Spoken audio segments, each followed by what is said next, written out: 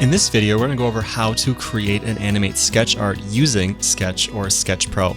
Hi, I'm Thomas, the author of the project file, and we're going to be going over step by step from step 1, inserting your source, all the way to animating. And it's a pretty simple setup. However, we want to go over every single step in detail with you so that you feel confident editing and creating really cool art with this product. So let's dig in first to installing the product. And I want you to go into the description and check out there because it's going to vary based on which market you purchased the product from. So depending on where you purchased it, just click on that installation guide. And then once you're finished installing the product, come back to this tutorial and we'll continue on with step 1, inserting your source. Now that we have everything installed, let's do a quick overview of the project. So I have in the project panel, we have our sketch folder, and this may look a little different depending on where you purchase the product at, but it's essentially the same everywhere. So we have our sketch folder, and then we have an edit, images, and other folder. If we scroll down edit, we have our step 1 through 5. It's just a really easy step-by-step process to do this. And then we have an optional folder where it's boost, direction, or outline. And we're going to go over these in detail later, but they basically give you the option to boost an area, to add more details, to customize the direction of the scribbles, and to outline your subject. So we'll roll that up. Then we have our images folder, and this is just to keep things organized. You don't have to insert your sources into here. I just like to. And then we have our other folder, and this is the building blocks of the project. So you shouldn't have to go into that. It should just basically be within this edit folder, and that's it. All right, now let's open up the script that comes with the product. So if you go to Window and then go down to Sketch and whichever version we're currently on, within here we have an option to customize the dimensions, HD, 4K. You can customize with the regular version up to HD, 1920 by 1080. The Pro version allows you to customize up to 4K, 3840 by 2160. Next we have, if you want just custom dimensions, so by default, like if you wanted square, for example, it just changes these dimensions for you. And then you can click OK. Now I'm not going to do it, but you get the idea. And you can do this at any time. I kind of like to do it in the beginning, but it doesn't really matter. You can set it up in HD and then change it to 4K or whatever dimensions you want later as well. So just know that this option is available to you whenever you'd like. So let's dig into inserting our source now. So you can insert an image, a logo, or a video. Now video isn't technically supported for a frame by frame effect, but you can do a freeze frame, which we're going to show you how to do right now. So I'm going to go in and hit Command I, and that'll allow us to import. And then I have a tutorial assets folder. So we have a logo, we have an image, and we have a video clip. I'm going to import all 3 of them. And then I'm just going to, they're highlighted, I'm just going to click and drag them into our images folder. Now it's going to have 2 of these same images because I already have this one inserted.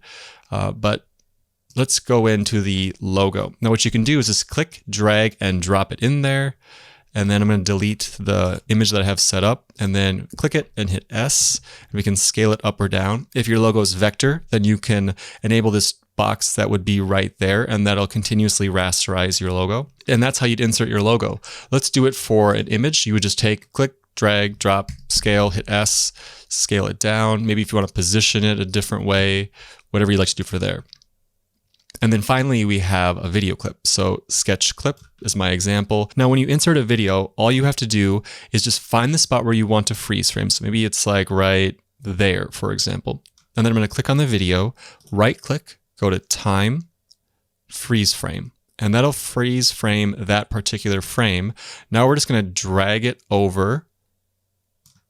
And then that is how you create a freeze frame. So we have our source inserted now. For the rest of the demo, I'm just going to keep using the barn example because that comes standard when you open up the project file. So I'm just going to keep working with that. We should be good to go now for inserting our source. So let's dig into isolating the results. So let's begin by first going to step 2, isolate. And if you're not seeing that composition by default, and you should be, but just in case you're not, go back to sketch and then edit and then step 2, isolate.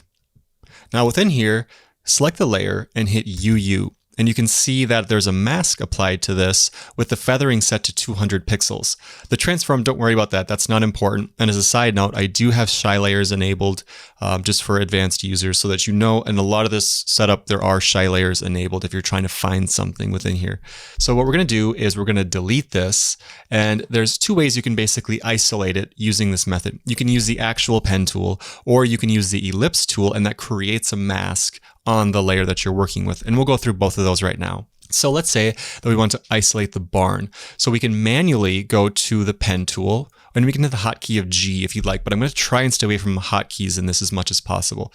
So we're going to go to the pen tool, and then with that selected, we're just going to click around our barn, make points around there, and then go back to the beginning. Make sure that when you're looking at the pen tool, there's that little circle icon, so that closes the ellipse or the pen shape that you're working with. And then we can see that there's a gray area on the outside, and that is what is not selected. So whatever is within that area that you use the pen tool, that's going to be what is isolated. You can see that on this layer that it created a new mask. So we're going to twirl that down right there, and we're going to go to mask feather, and we're going to turn that up to 200. Now, it's really important in this that you use the feathering, because if you don't, you're going to get jagged edges. And whenever we're working with sketches, it's typically not desirable to have hard edges. Okay, so we have that first method. I'm going to delete that. Let's just do it one more time in case you wanted like two areas, which you can definitely do with this. So I'm going to delete it. And let's say we want the barn and this fence area. So I'm going to quickly use the pen tool around there. So that's our first shape. And now I'm going to making sure that I select the layer again. I'm going to go around and I'm going to create a new mask around there. I'm going to hit select the layer and MM quickly, and that's going to drop down the mask options, turn the feathering up to 200 on both of these, and we'd be good to go. Now, before I move on to the next tool, I just want to mention that if you click and hold on the pen tool, you can add vertex points, delete them, convert them. For our sake right now, let's just stick with adding and deleting. So I'm going to select here, and then I have the regular pen tool selected. So I'm just going to go around the barn one more time really quick. Now let's say I wanted to move one of these points. If we have the pen tool selected, this regular pen tool, then we can go over to a point and we can click and drag and move them around. Let's say that we want to delete one. You can either do it one of two ways. You can either select the point and hit delete, or you can click, hold, and go to delete vertex tool and select them. Let's say you want to add, we would just go to the add vertex tool, add it in there. Now, if you wanted to move these now, you would have to go back to the pen tool, and now we can click and drag those points. So the other way of doing it is by using the shape tool. So we're going to click and hold, and you can see that we have a rectangle, a rounded rectangle, ellipse, polygon, star. I find that the ellipse tool is the one I use the most, using it for this isolation method. So we're going to click the ellipse tool, and then we're going to go back to the timeline, select the layer that we want to isolate, and then double click on the ellipse tool, and that'll create an ellipse based on the dimensions of the composition that you're working with. So you can see that a mask was created. So we're going to twirl that down. Now you could also adjust this before we add the feathering.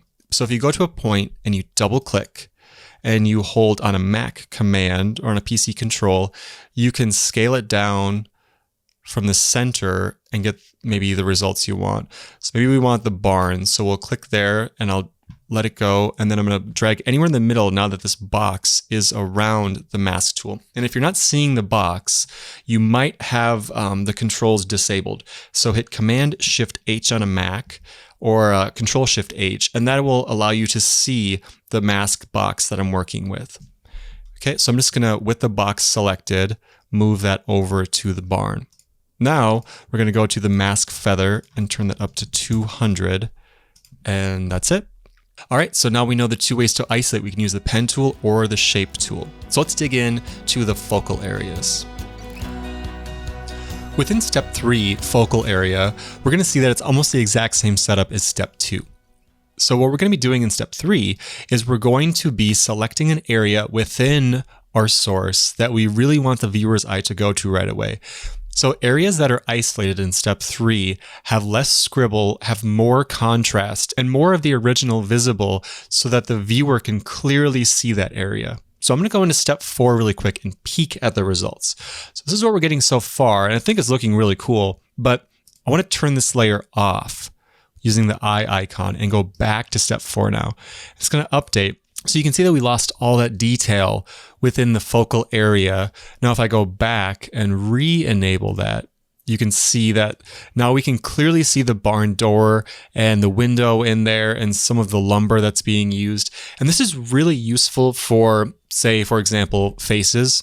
You want to make sure you add a focal area to the eyes, and you can use your judgment on what you want. And the cool thing about how this project is set up is you can really quickly like adjust something, move it around, and then go back and look at the results and see like, oh, okay, I kind of like that one scribble that was created in this area, or let's see what happens if I do it over here versus over there.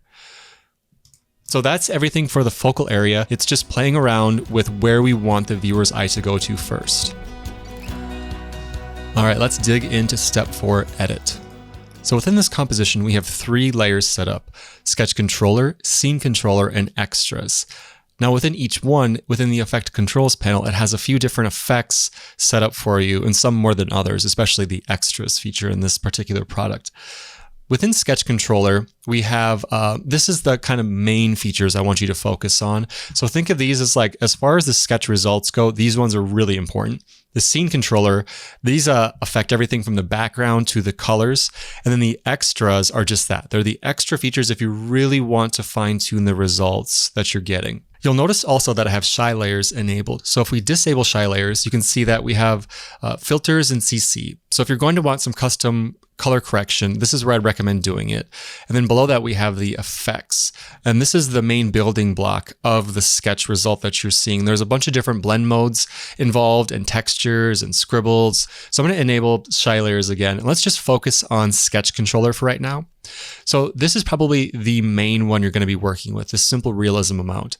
And it's on a slider. I would recommend using parameters from like 50 to 90 on here.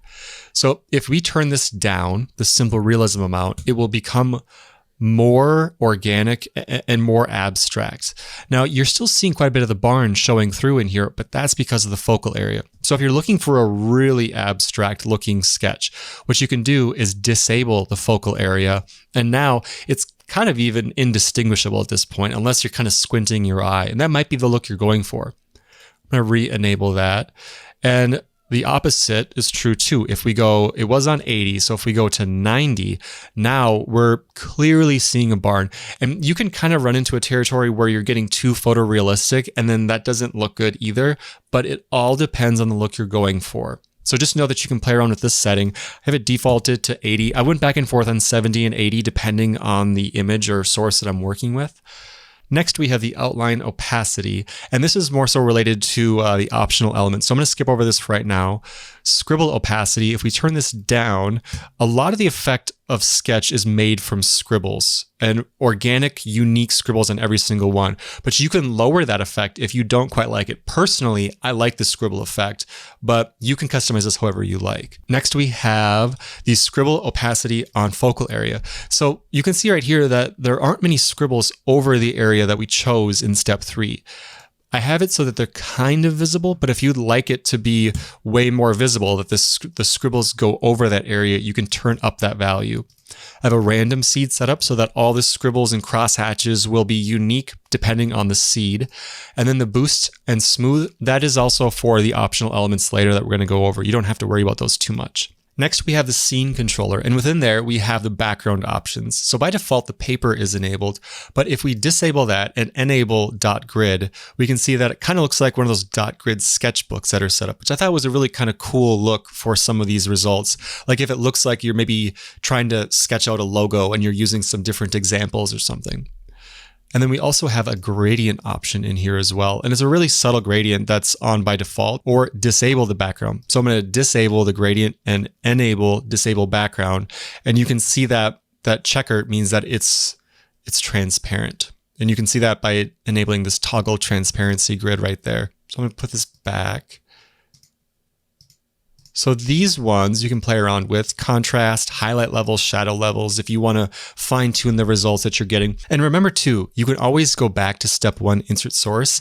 And let's say you want to make it brighter. So you could add a curves and increase that, and that will significantly change the results that you're getting as well.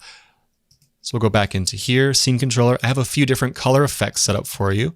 Just kind of the main ones you see. I'll just do a couple as an example, like kind of a antique look and a little bit more subtle. Color 4. It's kind of like that Da Vinci style look. And then these bottom ones are if you like it, but you maybe think it's a little bit too strong. So you can go into color 4 opacity and then lower that to like 50. And that'll be that color effect at 50% opacity. And then we'll go to extras. And I'm not going to go into detail because basically what you see is what you get for these different results. As far as like the focal area texture, if you turn it down, it will have less focal texture. And there's quite a few of these to play around with. The ones that are really fun to play around with, I think, are the scribble, the amount, the curviness. The base texture changes the results quite a bit. And it really depends on the amount of shadows and highlights that your source image or whatever is working with. But I did a lot of different examples with this, and the default that I have should work pretty well for out-of-the-box results. And let's say that you don't want a video, you just want a still frame of this. You can go to File, Export, and then Add to Render Queue. And then within there, on the output module, change this to JPEG single frame or PNG single frame, and then hit render and you'll have your one frame. All right, so that's everything for edit. Let's dig into animate. So let's go from step 4 to step 5, animate. And I'm gonna bring the current time indicator to frame 0. And I put a lot of thought into this step, and I want to make sure it's really user-friendly and easy to work with. So I'm just going to walk you through how I would do one pass on here. And then at the end of this section, I'm going to kind of go over more advanced features, but I don't want to overwhelm you. So no, it's just as easy as these few steps I'm going to explain. But first, I want to explain what you're seeing. So you're seeing 5 separate passes, and that's kind of like the main sections that we can choose where we want to have sketched on. I have 5. I only have 4 that I'm actually using in the demo, but 5 just in case you wanted to have an extra one. I wanted to have that in there for you. So what the workflow is going to be is you're going to take the current time indicator and holding shift, bring it to where that marker says end, except for one frame before. And we can see that part of our sketch is being revealed, and that's exactly what we want. So what we're going to do is select an area where we want it to animate on first, probably a smaller area because it starts out small and then it gets larger and larger. How you're going to do that is you're going to grab the animator and then you're going to click and drag this over to where you want. Maybe it's an eye. That's a good place to start for a face. In this example, I'm going to choose the barn door. Now, maybe you don't know where the barn door exactly is and you are having a hard time kind of finding it. I added this reference layer in here that you can enable with the eye icon right there. And now we can see a very faint version of our source. So go back to the animator and just drag that on top of the door just like that. If you want more of the barn door visible from that first sketch, you can increase the radius. Go to Pass 1 Animator and then increase the radius from 200 to 300. And that will reveal more of that area. I'm going to disable the reference. So now we can see that that's what that would be sketching on from frame 0 to frame 89. So next, we're going to reveal more of the barn in our sketch. So I'm going to grab the current time indicator, holding shift. I'm going to go to the end of Pass 2. After Effects is going to do its thing. And what I'm going to do for this is I'm going to grab the Pass 2 animator. And I'm going to drag this maybe over here. So it kind of looks like the area that's being sketched on is a little bit bigger, but still connected to that first part. Now, I'm not saying this is how you have to do it. It's just some recommendations. So the radius is a little bit larger on Pass 2. Maybe I'll have it 700. So it's quite a bit larger. Okay, perfect. Now we're going to go to Pass 3. So we're going to hold shift, bring the current time indicator over to one frame before the end marker on Pass 3. So we're going to grab the animator. I'm going to click and drag and bring that over closer to the barn. Let it render for a second. And then I'm going to go to the radius and bring that to something higher, like maybe 900. Okay, that's looking good. Maybe even larger. Let's go 1100. Okay, that's good. So then finally, we're going to go to the last pass and bring this over, holding shift to Pass 4. And this is going to be one of the last reveals. So we want most of our sketch to be revealed within this. So I'm going to bring this over, and then I'm going to increase the radius even larger, so we get a little bit more of this area over here and over here. Okay, so we're not seeing everything that's in step 4, right? Like we have a little bit more of this being revealed. And if you want more of the area to be revealed, you can play around with the radius on this to make it a little bit more customized. And then what happens is on pass 4, if I hit U, you can see that there is an opacity that happens from 100 over to 0. And that is going to reveal the reveal comp that I have set up for you. So we're going to double click into there. And I have a couple different reveals. And all you have to do for this is just change it from like reveal 1 to reveal 2. And this has a couple different angles, like low camera angles over your results that you can see. And I have the demo here. So at the end, what you're seeing for the reveal portion of it is right here, that kind of angled look for it. So it is as simple as that. If you want it exactly like in the demo, that's exactly how I did it. I just went with 4 passes for each one, and then I had it fade into a reveal. And if that's all you want for your reveal, perfect. You are done. You can go to File, Export, Add to Render Queue, select your render settings. I'm going to go over that in the very last tutorial, just recommended render settings, but that's all you'd have to do. So now that you know the basic workflow, let me go over a couple more advanced things that I want you to know about. Within each one of these passes, the animator actually has 2 separate options for how it's being revealed. It's either randomly going to different points within that radius, or it's a direction that's set up where you can have it maybe start from up here and then it will kind of zigzag to the bottom. So we would just disable that, enable that, and then go to direction angle and choose the angle where we would want that to go to. It's pretty much that simple.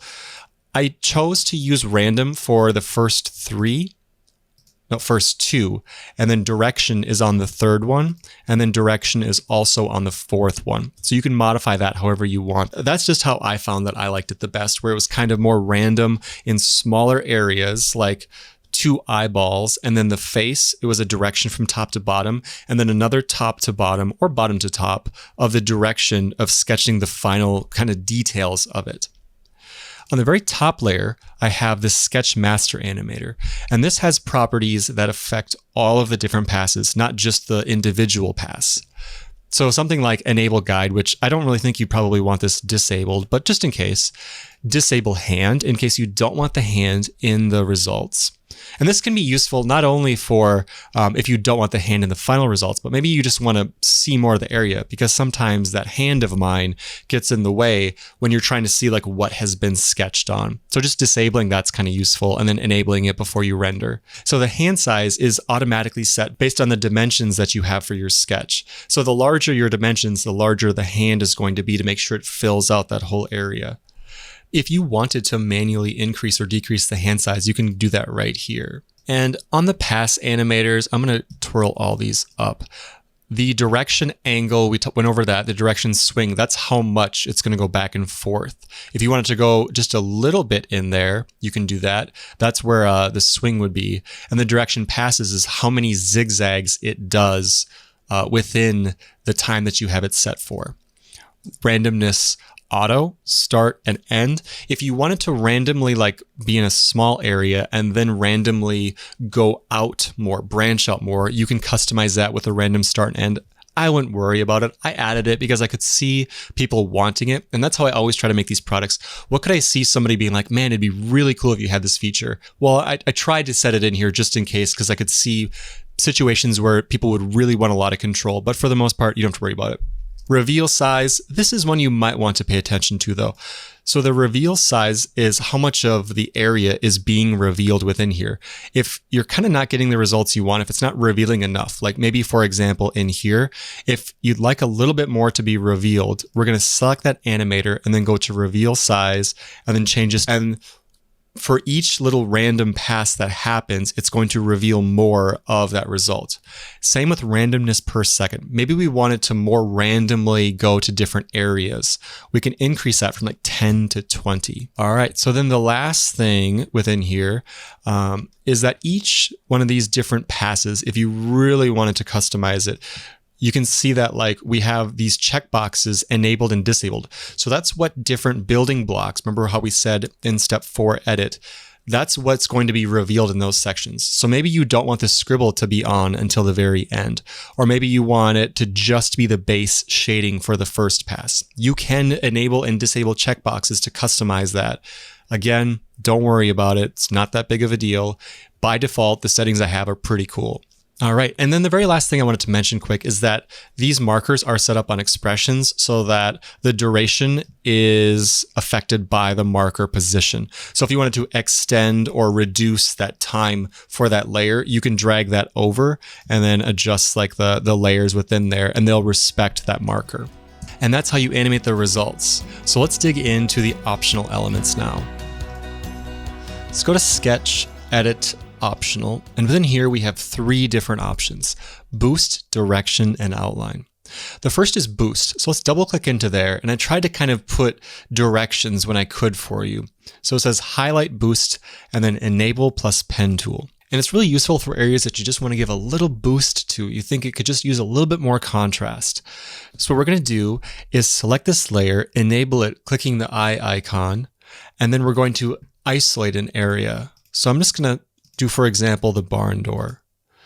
And again, select the layer, hit MM so we can adjust the mask feather, something like 150, maybe a little bit less because it's a smaller area. And now if we go back to the results, I'm going to zoom in, let it render. It's really subtle. And the thing is, I actually already have a boost set up on the focal area that you've selected. So maybe let's bring it over to here and see the boosted area right there. So there's a little bit more detail. I find it the most useful for eyes, that once you have the eyes to really make them pop in the example. Next is direction. By default, there's one main direction that's happening in the sketch. So if we go back to edit, we can see that there's kind of a direction that's happening in here, kind of a diagonal look. And as I started working with the project more and doing more examples, I started realizing it'd be really cool to modify. Like let's say that for this barn, I wanted the sketch to happen horizontally here and then vertically there, and then maybe horizontally over here. With this setup, you can do that. So how you do that is click on direction, and we have 3 different direction A, B, C layers. So it says in here the directions, pen tool plus direction control. So let's say that you wanted to edit the direction and maybe you wanted it to be horizontal. So we'll bring that to 90 degrees and then go back to step 4 and let that render for a second. And you can see that then everything is going to have the scribbles going sideways, which is kind of cool, and it depends on the look you're going for if you want it to be kind of a uniform direction that they're all going. Remember, you can always go back to extras and then go down to scribble angle variance. This is set to 15. If you set this to like 30, for example, they start to more randomly go in different directions. And I tend to find that it looks kind of cool too, but I really like the control that this offers you. So you can go into the direction and you can isolate this just like you isolated in step 2 and 3. You can isolate areas within here using the pen tool. So we can say that that area, maybe we want to have it go up like that. And then maybe for the next direction, we're going to enable this layer, and then we're going to isolate it like this. And maybe we want B to be horizontal, left to right. And then maybe we want C to be, we'll just kind of select the pen tool over this area. Maybe we want this area to be up and down. So we have diagonal, left and right, up and down. We go back to step 4. And I don't think this necessarily looks that good that way, but you get the idea of how you can really fine tune where you have the scribbles and the direction that those scribbles go. So we'll undo that. I'm just going to disable those and hit M and delete that mask. So then that whole area is selected for direction A. And then we're going to go to outline. Now what outline is if you look in the demo, you can notice that like at the beginning, there was some outlines that were created for the different shapes, right? So like right there, there's an outline of that man's face with some lines through it. And I found that initially when I was making this product, I thought that it'd be cool to have it auto-generate. And over time I realized that just does not look good at all. I mean, you can clearly tell like other sketch products or artistic products when it's computer generated. And this is just one that I really think needs a human touch. And to be honest, the more I started doing these, the more that I liked that organic touch because I could make it how I wanted. Like maybe there's an area that I wanted to have for an outline. Maybe you have custom sketch outlines that you kind of like to do for your drawings. And how you're going to do this is you're going to use the pen tool just like before. So my notes say pen tool plus no fill plus stroke 1 pix. So what that means is you're going to select the pen tool. You're going to select that blue fill text and then hit that none cross out and then stroke, you want it on. So I'm just going to select in there. Somewhere darker, like maybe not black, but somewhere in there, hit OK, and then set the stroke width to 1. In our other examples, we kind of wanted it to make a shape, but right now we don't really want it to make a shape. We just want it to make a line. So how you do that is you can click away from the shape layer. And I like to kind of click in this area and then start a new one. So clicking there, you can click down here again, clicking here, clicking down here again. Another way you could do that is by using the pen tool. Let's say we want an outline here, is you can hit Option Shift A on a Mac, and that will allow you to deselect. And then you can go in and create another line there. And you can just go in and build this kind of organic outline for your sketch. So now we can see that that is faintly showing in there. And I added some effects to make it look more organic. So if I go to step 5, animate, and I bring this to frame 0, we let that render for just a second. We can see that with each line that I added some kind of organic to make it kind of look like you scribbled over it a few times. Okay, so last we have rendering. So let's dig into rendering our results. So we're going to go to step 5, animate. That's the one we want to animate. And just click on any of the layers and then go to File, Export, Add to Render Queue. Now you have to decide if you're going to be rendering out uncompressed or compressed.